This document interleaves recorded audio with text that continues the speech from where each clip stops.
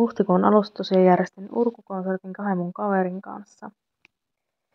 Ja nyt päästä kurkkaa, että mitä kaikkea etukäteisvalmistelua siihen liittyy ja mitä tapahtuu konserttipäivänä. Ja aluksi mä tosiaan kysyin konserttiin mukaan esiintyjät. 2 mun kaveria lupasi tulla mun kanssa soittelee. Sitten mä sovin palkkiot ja korvaukset ja ajan ja paikan. Sitten mä rupesin tekemään tietysti mainoksia. Ja mainostus on yllättävän kavaa homma, kun siinä pitää muistaa niin moneen paikkaan laittaa mainokset ja ilmoitukset. Sitten sovittiin yhdessä konserttiohjelmisto ja alettiin harjoittelemaan ja suunnittelemaan rekisteröintejä eli äänikertavaihoksia. Se on tosiaan urkukonserttiin valmistautumassa ja miettimässä rekisteröintiä, tässä urkujen äärellä istun. Sitten niitä pystyy täältä painaa näin nappia. Sitten ne itsekseen vaihtuu.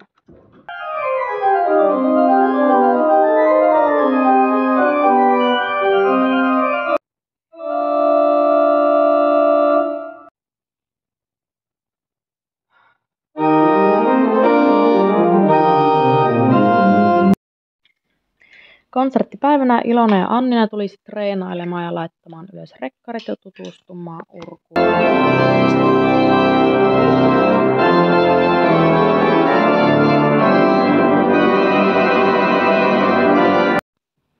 Sitten pääsin itsekin testalle soittamassa niin, että oli avustaja paikalla.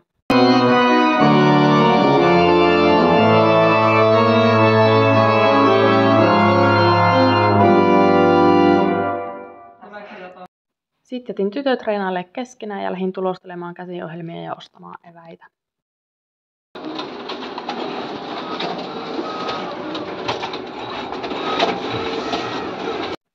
Sitten vähän evästaukoa ja latautumista ja totta kai asiaan kuuluu aina pieni hyperventilointi ennen H-hetkeä.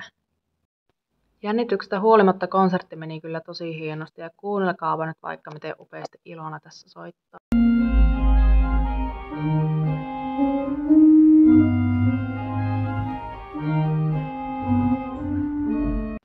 No nyt olisi kyllä voinut kuunnella pidempäänkin.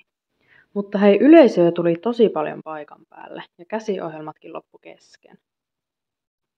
Kiitos kaikille, jotka tulitte kuuntelemaan konsertin tai katsoitte tämän videon. Tässä oli pieni pläjäys konsertin kulisseista ja tää oli Kanttorivartti tällä kertaa. Venla kiittää ja kuittaa.